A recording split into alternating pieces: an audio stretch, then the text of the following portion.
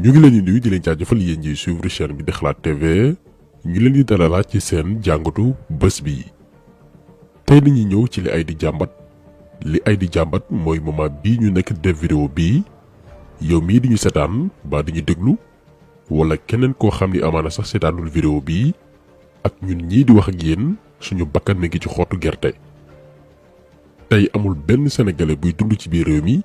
ñeme yëkkati sa loxo ne mun ngaa xëy liggéey mbaa doxi sa yitte wala sax taxaw sa buntu kër dugaat sa màkkaan te dara du la dal moo xam ñu dogaale la nangu sa moomeel moo xam ñu jël sa bakkan. kaa bi ci mujj mooy soxna suñ naan Fatou Kiné Gaye doon gérante multiservice ca Pikine place am lañ ko fekk faat ko ci ay anam yu ñaaw a ñaaw jamono ji enquête yaa ngi woy moment bi ñu nekk di vidéo bi am na premier suspect ku ñu njort gum ni moom la di ko xam loolee lépp police scientifique mi ngi ci amaana daañ ci am lu gën a leer ci semaine bi di ñëw. ñu jooy bosom noppeeguñu beneen jeune di wuyoo ci turu Papignan ñu ray ko moom itam ca Wakam mu mel ni daal mbir yi tànki kanam la am te kenn muccul ci ñun. mu war ñu nag pousser ñun Sénégal rawatina sénégalais yi taxaw ni doy na ndax rey naam yàgg nañ ko dégg ci réew mi waaye weer ak semaine ñu génn fàttaliku wuñ wala boo amee itam lu raar la ay rey mbaa agression tege leen doon nii. li jiitu Fatou Kiné Gaye ak Papignan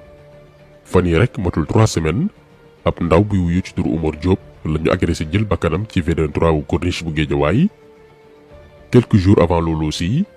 beneen ndaw bu naan Assane Gueye di chauffeur moom tamit paaka lañ ko rey ca caaro yi ak yeneen buñ ko doon lim fii la ñuy fanaan boolewuñ ci enlèvement yi ñi nga xam ne da leen di sàcc tout tànk yi mais juste pour jox leen exemple boolewuñ ci série d'agression yi nga xam ni ñamu dal heureusement que ñàkkuñ seen bakkan waaye bu pexee daf ko du ñaawti fii sotti woon jamono ji seen mbokk yaa ngi leen di jooy maanaam ñun ñëpp nekk en danger ndimbalu yàlla moo fi ne ak bañ a nekk au mauvais endroit au mauvais moment. waaye lu yàlla ñëw lu ne am na jàngat ndax kat bu ñu gisee ñeenti cas yu ñu leen limal léegi yu ci bari mi nga amee ci ay quartiers yoo xam ni seen kaaraange demeewul noonu lii jàngat la taxaw seetlu am na ci yoon maanaam série d'agression yi ak ray yi yan gox la gën a concerné ci Sénégal buñ ko trouver solution. te ci lii lañu bëgg àndandoo ñëw ci ndax fi mu toll nii jàngat rek moo fi sës ak yan pexe lañu war a trouver moo xam ñi ñu dénk nguur ak ñun sénégalais yi ngir bu lii dakkul itam au moins mu wàññeeku. li njëkk nag lu ñu war a dut baaraam te ñun raar nañu koy dégg jamono ji ci ay débat ci série d'agression yi ñu nemmeeku ci réew mi ak ray yi mooy suñu société ci bindin ak doxalin mi ngi soppi xar kanam te taxawuñ poser ci ay question ak fu ñu jëmee ndax li ëpp ci agression yi ñëpp d'accord nañ ni jéem a nangu alalu jàmbur moo ko waral ay ndaw toll ci seen digg doole war a ñafe seen life mais jël yoonu mbon xaalis bu yomb parce que ay yambar lañ ay yaafus lañ ñemewuñ coono. li waral lii nee naa leen néew lu ñu gis ñun ñu ciy poser ay débat mooy lu ci bari léegi ci jeunes yi jàngatuñ métier lii bàyyiwuñ ci xel. bu njëkk boo bàyyiwaan école wala ngay dooru jógee daara duñ la may sax temps ngay libre di tambaambaalu ba dugg ci yenn fréquentation yi automatiquement dañ lay yóbbu nga jàngi métier am lu la occupé ndax suñu mag yi dañ daan wax naan xale warul am jot bu bari. même ñi nekkoon école di jàng période vacances yi suñu mag yi tàmm woon nañ di leen dugal ci benn atelier pour bu ñu demee ba jàng bi doxul fekk am na lu ñu mokkal ci côté bi maanaam ñoo ngi préparer seen réinsertion. léegi comparé ko ak tey jëlal téeméeri jeune nga xool ñan ñoo ci mokkal dara moo xam li métier du bâtiment menuiserie électromécanique tapisserie couture décoration ak yeneen parce que ñëpp mënuñoo toog ci bureau yi métier yoo xam ne ñu ci bari koo ci wax tey mu ne da ko xeeb alors que ñi ci am fula nangoo tarbiyu xam-xam bi ñoo ngi ciy tedd ndax dañoo valoriser seen métier. même sax liggéey boo ci amul àndoon ak li ci biiram mais au moins nga ci am dara mu doon alal bu lew kenn du lu mës a yërëm parce que tuut bi nga ci am dafa barkeel. barke boobu noonu ci métier moo taxoon suñu mag yi daan yor kër wala ay këru lëmm te kenn du ci sonn kenn du ci xiif moonte mosuñoo dajale 1 million yu mat te boobu la Sénégal gu doon neex ëppoon jàmm ngay seen mbégte ci kanam ku nekk. moo tax lii nekk di xew ci réew mi bu ñu gaawul anticiper ban politique la ñuy jagleel ndaw yi moo xam ci kër yeeg penc mi teel leen a occupé ci farata jàngal leen xam-xam ak métier ëllëg dinañ gën a jooyaat réew mi ci danger perpétuel lay nekk duñu jóg ci fitna. te ñu fóot te ñu sang réew mi nag ñu sang ko waaw dañ ko sang de fanweeri at a ngi ma di ko wax ñu di ko bañ dañ ko sang dañu sang réew mi réew boo ko sangee ak xol bu set dal di noppalu boo ko sangul ak xol bu set deret tuuru waaw maa la ko wax boo ko sangee ak xol bu set mu set wecc waaye boo ko sangul ak xol bu set deret tuuru waaw mag mu baax laa ko wax fële ca ardul quds ma ni ko waaw lu tax yonent bi ñaan yi mu def yëpp ci ardul quds te li fi dee ci ay nit masul dee fenn mu ni ma ci nun la mu ni ma ci nun la nag ma sàcc wax la ko waaye ci nun la. lii mooy responsabilité bi ñu bokk ñun ñëpp mooy dellu ci yarinu mag yi niñ daan jëflanteeg ndaw yi ndax kat bu ñu waxantee dëgg depuis ba droit de l'homme ak droit des enfants duggee ci Afrique ñu teg na la suñuy aada teg na la suñuy diine la suñu réew yi yàqu ndax xale moomin la kenn du ko bàyyi bakkanam lu ko mooy rek bu màggee jooyloo la. gannaaw nag léegi lii am na li ci des mooy ñi nga xam ne ñoom la ñu jox les moyens matériels techniques et financiers yi ngir ñu sàmmal ñu ñoo ñuy jël ay mesures ci insécurité bi nga xam ni kenn ci ñun rëccagu ci. boo waxee nag am ñu tàmbali daw seeni responsabilité naan état mënul teg ci côté sénégalais bu ci nekk benn gendarme wala benn policier comme si que ñun sénégalais yi dañoo sàkku loolu noonu kenn mësul wax loolu. ci suñu dernière vidéo dafa am benn mbokk bu commenté joxe exemple boo xam ne ñun sax xalaatuñ ko woon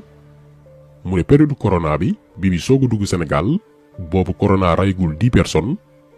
waa ji ne jamono jooju benn sénégalais ñemewul dox ci mbedd wàcce sa masque juste pour nooy 30 secondes buñ la jàppee dootoo ko defati parce que mbeddi Sénégal yépp teg nañ fay dispositif yu mat sëkk kenn ñemewul génn te doo sol masque. li ñuy laaj mooy est-ce que période boobu noonu nguur gi dafa jël sénégalais bu ci nekk teg sa côté takk der déedéet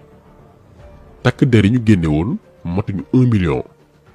mais ministre de l'intérieur fexe na ba junniy takk der yooyu noonu li ñuy néew teg pression 17 millions de sénégalais ba kenn xalaatul dox ci mbedd te solo masque.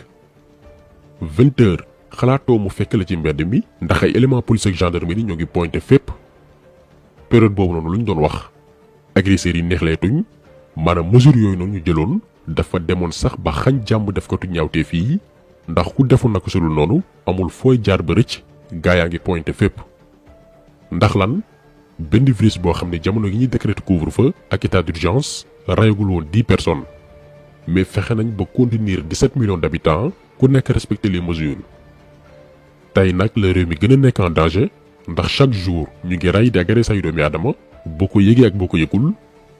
en plus li tax mu yomb a régler mooy bi ci quartier yëpp lay am ci yenn zone yi la gën a ëppee te ministère de l'intérieur xam na yan zone la te ñiy def jëf yooyee motuñ 1 million de personnes. ku mën a nag xañ jàmm 17 millions d'habitants pendant un an lu teg kenn yënguwul quelques milliers de personnes te la bu ñu waxee nga ni état mënul teg ci kanamu sénégalais bu nekk ab takk der loolu ay caaxaan la. tey la Sénégal gën a nekk ci état d'urgence mesures yi ñu jëloon ci période couvre-feu bi tàmbali wër ci mbedd yi avant sax 20 heures buñ ko dëggalee jamono jii ba mu tollu diir kenn du ñemee doxantoog paaka mbaa jaasi waxuma la ak yëg ci jëlay bakkan. beneen solution bi te Macky Sall ba muy soog a falu jëloon ci ay mesures te ñun ñu jàppoon ni mesure bu baaxoon la ci buñ ko doxalee woon comme niñ ko diggee woon mooy agence d'assistance à la sécurité de proximité muy ASP yi.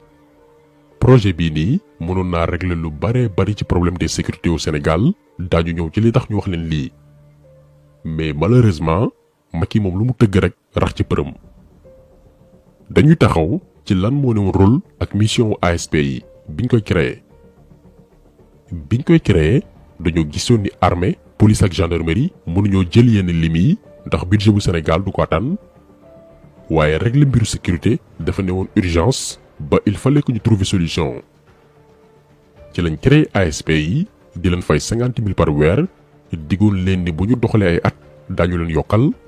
ñi nga xam ne jotoon nañ def service militaire ñu xool nu ñu leen di dugalee ci yenn corps yi moo xam police moo xam gendarmerie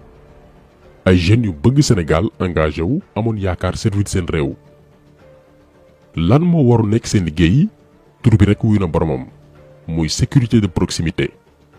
ñoo xam ne ñooy gën a jege askan wi di leen taxaw nekk ci quartier yi di prévenir li ñu naan délinquance jëfinu ñaawteef yi boole kook di lëkkaloo nag ak waa police ak gendarmerie ci liggéey boobee ñuy def ci quartier yi.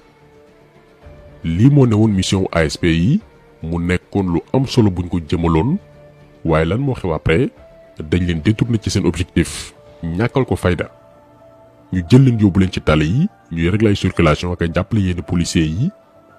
ñenn ñi nekk ci brigade yi di récupérer ay dossiers de légalisation mbaa ñu yóbbu leen ci yenn bërëbu liggéeyukaay ñu fay gérer sécurité. alors que seen liggéey ci quartier yi la woon agence de proximité la ñu wax. finalement sénégalais gisatuñ seen njariñ rax ci dolli nguur li mu leen digoon def ko gannaaw juróom-ñeenti at am ñu jóg di kaas ñu dàq leen liste bi publié woon nañ ko démb suñu page Facebook. Birame Faye di seen directeur biñ ko laajee ci loolu noonu mu ne seeni condition kenn du ko améliorer ndax volontariat la ñuy def. projet bii nii échoué insécurité di gën a graaw ci réew mi. kon gis ngeen ni wàllum ñàkk kaaraange dafa nekkul priorité wu suñu gouvernant li mooy dëgg. réew moo xam ni en 1 mois bilan wu rey yi dafa yokk ba jéggi dayoo te ba tey déggu ci ministre de l'intérieur parce que politique sàkkal pexe activiste ak opposant sàcc élection moo tax ñu nommé ko. kaaraange askan wi du seen priorité li seen priorité mooy ñoom seen kaaraange bopp ni ñu mën a sécuriser seen nguur ba dara du ko narmel bu ay innocent di manifester pour intérêt Sénégal ñoo xam ne du ñu ay voyou du ñu ay bandi yor ngànnaay ñu gaaw génnee seen arsenal gépp pour duma leen. waaye yemuñ ci loolu yëg ngeen di fan yi bu ñu jàppee activiste yi dañuy bàyyi ba xaaju guddi ñu wër-wërloo leen ci dëkk bi yépp ñoo xam ne ay kagul lañuy sol kenn du xàmmee seeni kanam ku ne ñu sànni la ci àll bi pour bu la agresseur yi gisee sax rayaale la Macky Sall noppalu ci say mbir. ñiy def lii mooy nervi yi Macky Sall dugal biir police ak gendarmerie bandi yooyu daan wër ci mbedd yi ak ko topp campagne di dóoraate ñooñu ñooy def xeetu banditisme yooyu. maanaam Macky Sall nee na Sénégal amul xaalis pour recruter nombre takk der yu doy réew mi amul xaalis ngir dooleel ASP yi delloo leen ci li dëgg-dëgg seen mission li tax ñu créé ko mais pour liquider ay activiste wala pour dóor sénégalais yi bés bu ñu demee ba bëgg a dox ñaxtu jàmbat leen métti dugal naa ay nervi APR ci les différents corps ngir muy def ay ñaawteefam moom Macky Sall te kenn du ñemee génn marche wala kaas. moo tax ku yaakaar sa kaaraange ci ñii yow xamal ci sa wàllu bopp ni xel mu daal moo la jàpp. ñun daal conseil bi ñu mën a joxe mooy ku ne aaral sa bopp ku ko mën wutal pompe à gaz di ko ngànnaayoo moo xam góor wala jigéen pour boo demee ba jàkkaarloog danger. borom kër yi ak borom place yi nañuy ngànnaayu jeunes yi ci quartier yi tam jot nañu organiser wu taxawal ay cellule de défense tudde ko aar suñu gox wala sàmm suñu kaaraange te bañ ci rax dara du ci bokkul.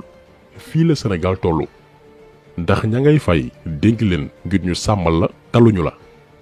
ñoom seen nguur ni ñuy sàccee élection ak ni ñu mën a préserver seen pouvoir loolu moo leen yitteel mais du suñu kaaraange kon tax solo bi